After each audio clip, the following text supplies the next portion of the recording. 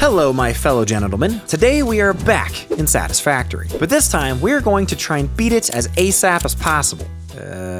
Not just that, but I'll be trying to do it in one singular sitting. Last time I played, it took me over 200 hours to beat the game, and so I figured that maybe I could shave off some of that time. Now, the current world record holder has beaten this game in a whopping 7.5 hours. I don't know what they're feeding those Japanese kids down there, but fuck. And after watching the guy play, it became apparent to me that setting a new world record was completely out of the question.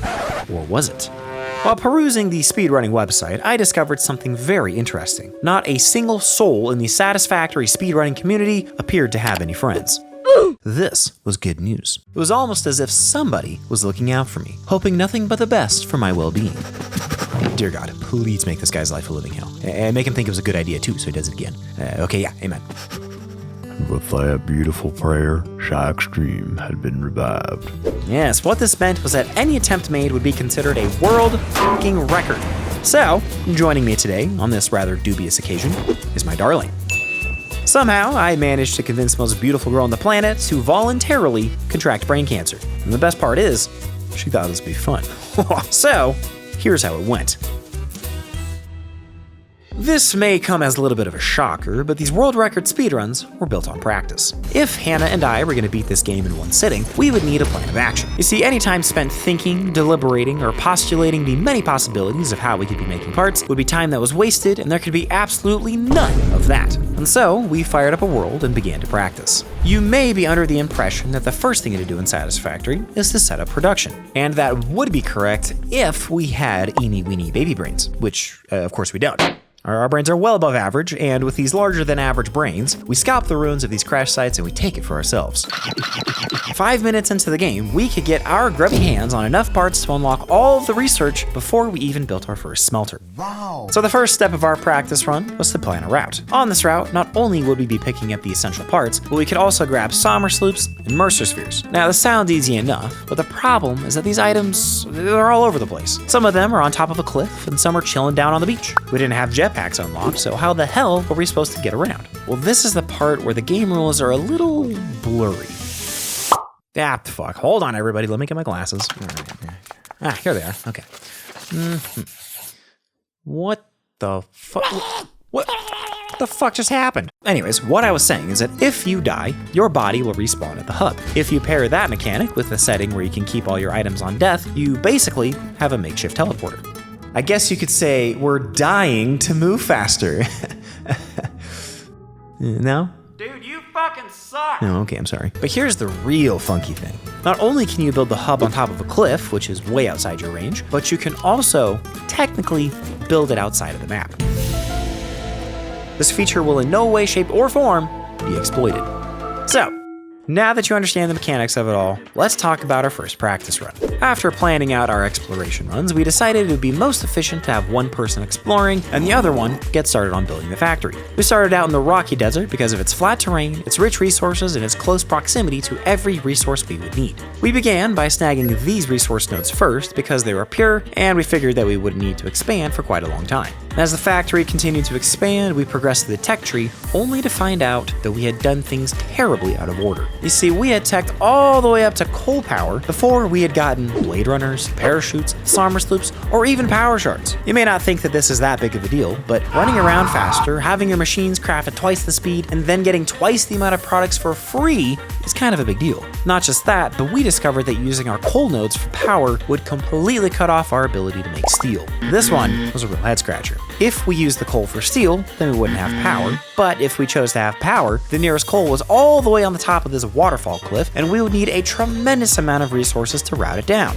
Needless to say, we felt stuck, and so I did the only thing I could think of. I watched the other speedrunners, and I took my notes.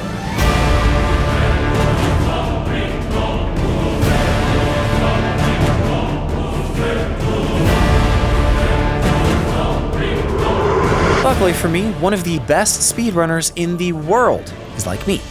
He's sexy as fuck. And he's an American. Having a speedrunner speak English was music to my ears. After studying this god of a man for about 6 hours straight, I ascertained a few key differences between his run and ours. 1, he had planned out all of his blueprints perfectly so that he wasted 0 time during the run. 2, One of these blueprints was the most beautiful thing I have ever seen in Satisfactory. It was a stack of 24 biomass burners that he could paste down anytime he needed more power. And you might be wondering, how could he fuel all these burners without sucking up hours of time with the chainsaw? And that brings us to the last main difference. 3. He unlocked Sommersloops so fucking early that he was able to quadruple his solid biofuel production. In simple terms, this meant that he would never need to touch coal power, and thus he would be able to use all of this coal strictly for steel production. This man's got a big brain. So, after doing all of this research, at this point we only had 1 day left to practice, and after we handled our real-world obligations, we were left with only 2 measly hours. So we fired up one last practice run, and we got started. This time, I charted a new route that would give me a few new things, specifically a free set of Blade Runners.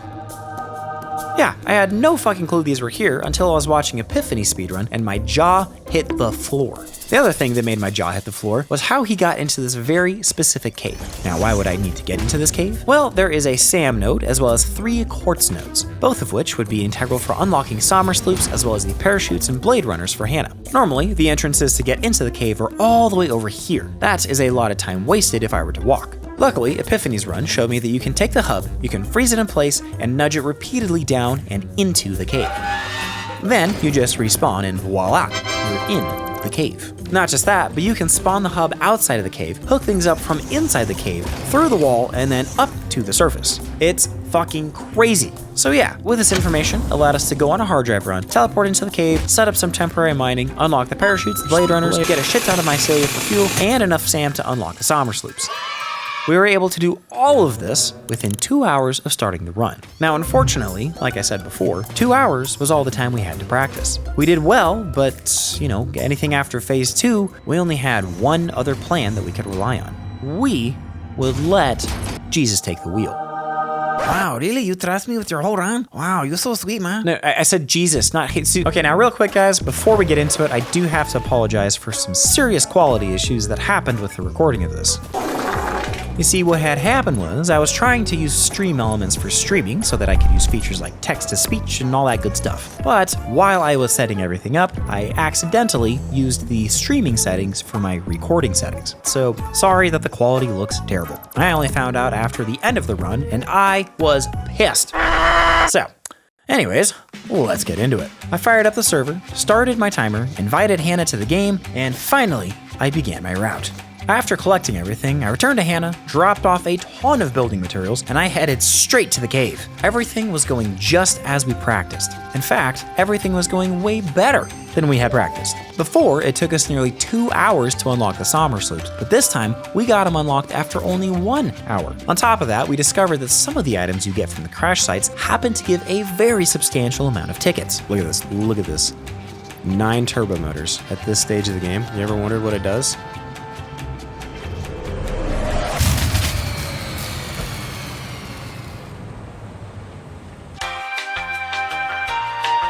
Good God. But you guys see that? Do you see that? So while I was off exploring and doing my cave stuff, Hannah was going to work. She added in a quote-unquote mall so that we could always have items at our disposal. This was a very nice touch that she picked up from Epiphany. So with my unlocking of Sommersloops paired with Hannah's incredible factory making skills, we made a shit ton of power and very quickly advanced past the first phase. Come on, send it. No, I don't care, Hannah. Come on. Blah, blah, blah. The second phase being unlocked is one of the most integral steps to the run. The reason for this is the blueprint. Like I stated earlier, Epiphany made his run seamless by making outstanding blueprints. Not only did he make an amazing biomass blueprint, but he also made these really fancy stackable blueprints for the main foundational parts. But there was a slight problem with his blueprints. In order for these to work out properly, a few things needed to take place first. The first and most important step was to unlock the steel manufacturing milestone and then subsequently unlock Mark III belts. You see, his blueprints relied on feeding an entire stack of inputs through one singular belt. The 60 items per minute that Mark I belts provided weren't gonna cut it. Even Mark II belts weren't even good enough. We needed to have a minimum of 240 items per minute, and Mark III belts were the only way we could do that. So that's the first thing about these blueprints. The second thing is that we would need to unlock 4 very specific alternate recipes. Ordinarily, to make these main components, you would need iron, copper, and steel. But Epiphany's blueprint makes it so that you can make everything just from iron. Now, just as a reminder, to get these alternate recipes, you just have to grab a hard drive, throw it in the MAM, wait 10 minutes for it to process, and then you get a random selection of recipes to unlock. Specifically, the random selection only pulls from a pool of items that are already unlocked. So if, for example, I only unlock screws, iron rods, and iron plates, then the hard drive I scan will only provide recipes for those items. Now, why am I sharing this with you? Generally, this kind of shit is pretty technical information that most of you guys are probably just gonna tune out. So then why? Why am I explaining this to you? Well, remember I needed to unlock steel and then roll for 4 very specific recipes. So I went to the milestone and I unlocked steel. Here, if we do advanced steel production, then we should be able to unlock buying steel pipes. Wait, no, that's advanced steel production. You're not supposed to do that. You're supposed to be doing basic steel production. Well, shit. That's not good. Unfortunately, I unlocked the advanced steel production instead of the basic steel production, meaning not only do I not have the necessary steel pipes to unlock things, but I also just added 12 new possibilities to the pool of recipes. Needless to say, I completely fucked up any speed we had for getting these blueprints set up. So, long story short, the blueprint maker was left waiting. Cast screws. Need cast tab rotors. That's what we need. Those are not what we need. What does this take? Nice. Ooh, this stitched iron plate. We need that. Bolted frames? No. Rigger motor versus bolter. I mean, I don't need that. Come on, guys. Give me something good. Wait, what'd you get? Yes! Got the steeled frame, baby. At long last, we finally rolled the correct recipes and we got Mark III belts unlocked. The first thing I did was I made the biomass blueprints. Power needed to be 100% functional if this run was going to be even the slightest bit successful. It would be a real shame if we needed to, make something and then we didn't have the power to do it. Following this biomass blueprint, I made the 4 variations of the necessary components we needed, and I headed over to the main iron nodes to set it up. But before I could place these blueprints, I was going to need a shit ton of steel beams. Why? Well, Mark III belts were obviously made from steel beams, and we were going to be using Mark III belts for a very painfully long time. So following this steel production, I went and I put the blueprints into action. I had automated the versatile framework and the smart plating, which is what we needed to advance to phase 3. And while I was handling those parts, Hannah made a temporary crafting station and cranked out the automated wiring. Let me throw in automated wiring. Bam, complete. After some time passed, phase 2 was done. All right. Phase 2 done. Now, phase 3 was probably the least eventful part of the run, aside from the fact that we unlocked some new and invigorating technologies. Although we unlocked Mark II miners in the previous phase, the resources to make them were kind of expensive, and there wasn't really a need for them at the time. Now, however, effectually doubling all of our resource generation was borderline necessary. Believe me when I say, these were so nice considering the problems we were having. So the main thing with this phase is that it opens the door to oil processing, which allows us to get our hands on the greatest product mankind has ever produced. Wrong game. Fuel, and of course, the fuel generators. Again, we had managed to power all the way through the first 2 phases by only using biofuel. Now, guys, isn't that just like the most beautiful biomass power plant you've ever seen? It really is just so beautiful. You like it, right? Bah, am I kidding? Of course you like it. I mean, you do like it, right? It'd be really fucking awkward if you didn't like it. Say it.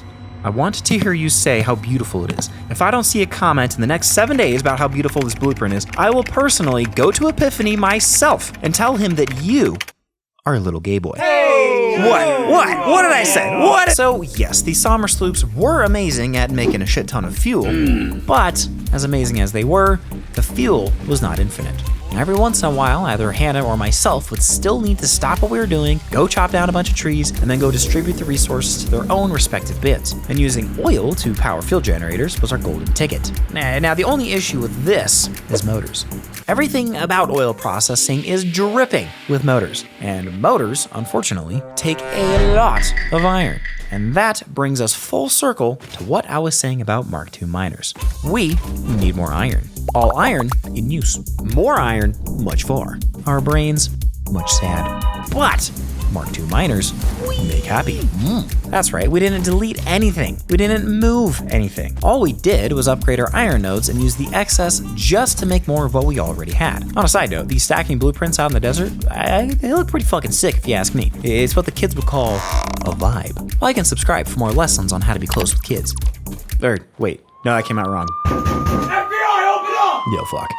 We finally got you, you sick fuck! Wait, no, I didn't mean it. With all the new iron upgraded and the motors made, I took these resources and I headed south to handle the oil. Using a quick blueprint that I made, I very quickly assembled some fuel generation and I fed it into 5 fully overclocked generators and thus doubled our power. With that step completed, I created some rubber, some plastic, and I painfully took the time to route it all the way back to the mall for easy handling. While I was doing all of this, Hannah was once again busy as a bee. Ooh, I think we've done it. What have we done? Completed the phase. Let's fucking go. Now for this whole video, I have been talking about Epiphany a lot. I mean, his blueprints and his strategy were top tier, and we certainly wouldn't have been able to do any of this run without him. But, you know, he is still just a random guy that's out in the world. A random guy that happened to join in on my stream. Getting myself banned while trying to raid. Wait, Epiphany. Wait, Epiphany's here. Wait, my God, man, you have been such an inspiration. I don't know how you came up with such good things. You're a godsend. We love you. Epiphany, if you're watching this, mwah. So after phase 3 was complete, we moved on to the hardest fucking phase. If you haven't played the game, then you might be thinking that phase 5 is the hardest, but no. Phase 4, on the other hand, yes. You see, up to this point, we've just needed iron, coal, and copper, but now we would need caterium, quartz, plastic, rubber, nitrogen gas, and of course, aluminum. Or, as the posh folks might say, aluminium, yes. I shall illuminate the many possibilities of its fabrication while I sip my finest Earl Grey tea, yes.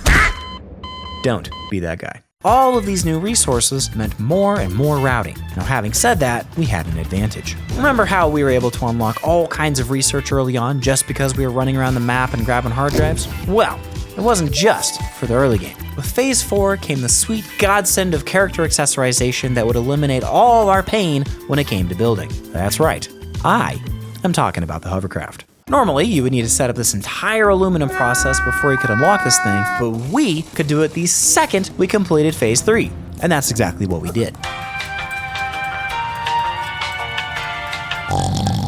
With that done, we now had to face the monstrosity of parts that lie ahead. Hell no, man. What the fuck? Most of the items from here on will be made in a manufacturer or a blender, and for those of you that don't know, each of these have 4 fucking inputs. Not just that, but these things are so big, don't worry, they're not bigger than your mother. She still takes the cake on that one, literally.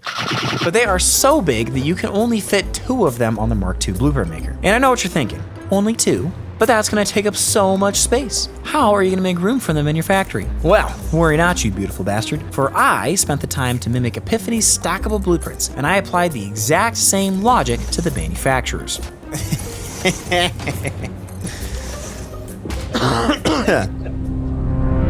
This is so fucked. Yeah, it looked like shit, and I probably wasted a lot of time making it, but you know what?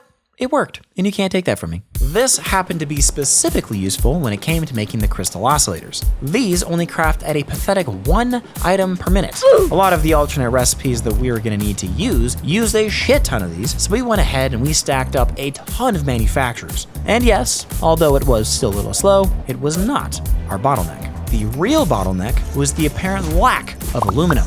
Without aluminum, we couldn't really progress at all. Not just that, but remember, we were still using Mark III belts. Yes, we have the resources for Mark IV, but Mark V was where it was at. And obviously, to make Mark V belts, we would need aluminum. So the goal was clear, but how we were going to accomplish it was not. You see, aluminum takes bauxite, for which we had 2 nodes right next to us. But it would also take coal, a solid source of water, and lastly, copper. We had a lot of options, but none of them really seemed like they were too good. It felt like no matter where we wanted to place our aluminum factory, we would have to route resources from really fucking far. But we were on a time crunch, and no time could be wasted with deliberation. So we decided to plop it down right fucking here, and we got to work. It kind of goes in a line, if I recall. And then I think this needs to be alumina solution. And fronting up.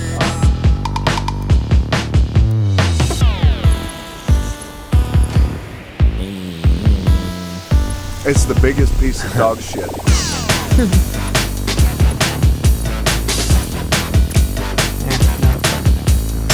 In your video, you said you're an engineer. What kind of engineer? Well, Hannah's a materials engineer. I'm an engineer of At heart. good jokes. That's false. I mean, I mean, you just laughed right now, and I think it's because of my. I'm laughing at you, not with you. Does that make a difference? This is the worst. It's fucking rude. Alright, this is my pure cooperative. This is really funky, but I think it's gonna work. I'm just gonna slowly but surely walk it over until this cliff.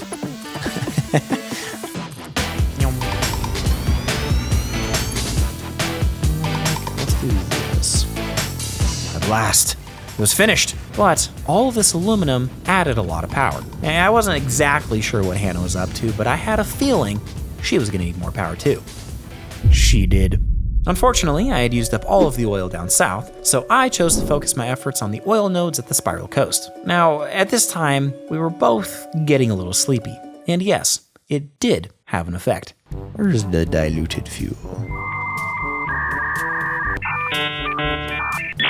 Oh, nuts. What? I forget you needed it in a blender. Man, hey, can you put any like heavy modular frames or computers to the cloud?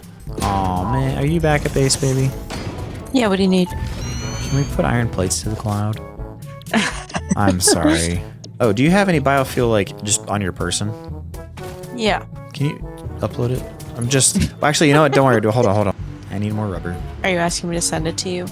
As you can see, we were both affected, equally. Both of us. Finally, the power was done and I could rest easy.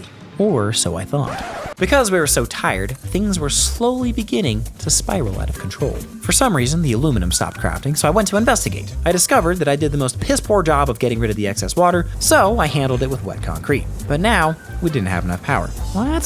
So I went back to the power, and I expanded. But now, we didn't have enough steel. I went back and revised everything to use the solid steel alternative, and I doubled our steel production. But then I remembered I completely spaced on making aluminum casing, which would be absolutely fucking crucial to Hannah's work. So I fluted the aluminum, and I set up the casing, only to find out we needed more power. Again. So I went back to the power, and I made even more generators. Surely, that would be enough, right? But oh no, we had aluminum, but not enough. So I went all the way back to the aluminum, revised it to use the sloppy aluminum recipe, effectively doubling our production once again, and while I was doing all of this, Hannah basically completed the phase.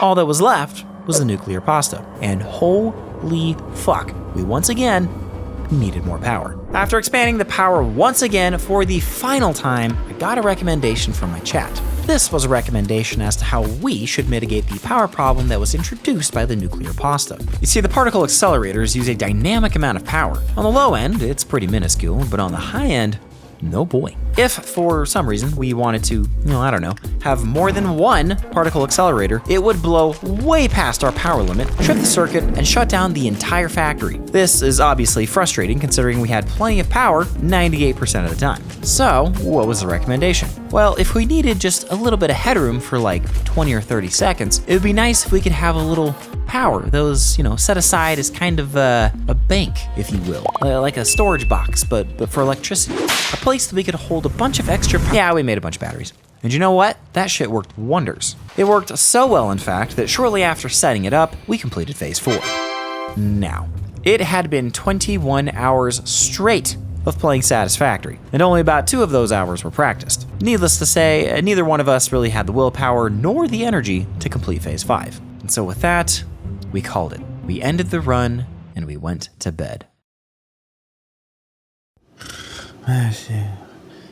Manufacturers. Your mom. Wait a minute. We couldn't be sleeping. We had to finish the factory. After a short 5-hour nap, we were back at it. I figured out precisely how many items we would need to complete phase 5. I did my math, I did my conversions, and I did it all without making a single mathematical mistake. Okay, maybe not that last part, but we'll get there. The point was, we were back. This time, I wasn't fucking around with any goddamn fuel generators. I made it my mission to make a fuck ton of power by going nuclear. While I set that up, Hannah set the stage for the most amount of temporary crafting we have ever done. But there was a bit of a process that we needed to follow. You see, we couldn't quite make every item all at the same time because some of the items were, well, made from the other items. I know, crazy, right? So we set it up to flow through the stages. Stage 1. Make the annoying shit. Why is this annoying? Because they largely needed aluminum casing, and it burned through a lot of aluminum casing. Stage 2. The advanced things. With somber sloops and power shards, most of these items crafted relatively quick. Not just that, but we didn't actually need that many of the items. For example, the ballistic warp drives only need 100 of these, 200 of those, 500 of these, and lastly, 400 of these. Is what I thought. They ask you how you are, you just have to say that you're fine when you're not really fine, but you just can't get into it. So, yeah, I may have wildly undershot the dark matter crystals, but it wasn't that big of a deal. It only added like 20 minutes or something. But before we knew it, we were on the last stage of construction. There was nothing really special about this stage, other than the fact that nuclear pasta takes fucking ages to make. We needed 1,000 and we were making like 2 per minute. That maths out to 500 minutes or like 8 fucking hours. Clearly, something needed to change. And something did. We realized that our entire factory didn't really need to make anything anymore. All we needed was some copper, and that was really it since we already made the conversion cubes. This freed up almost all of our power, and we were able to make 4 particle accelerators. With that amount, it cut down our time to about an hour. An hour for which we kind of just fucked off and waited. You should get my hyper tube Okay, where you at? by the space elevator. You want me to go in this one? Yeah. Oh. What a pretty world. You can see our entire factory.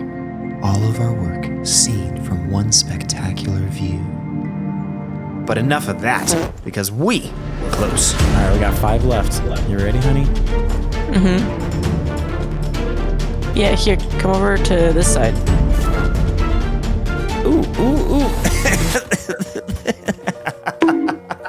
Save Okay, it. it's ready to send. Ready? Yeah. 3, 2, 1, go. Boom. Bam. Phase 5 was done. The challenge was complete. I stopped the timer and I logged off. Wow. I began saying my goodbyes to chat, and that was when somebody told me I wasn't done. Dude, send the ship, goddammit. What do you mean? What? I still needed to, quote unquote, launch the ship. Well, that's embarrassing. Thank you guys for watching. This was fun, and yes, it does feel great to be a world record holder despite doing a piss poor job. With that, I'll see you guys in the next one.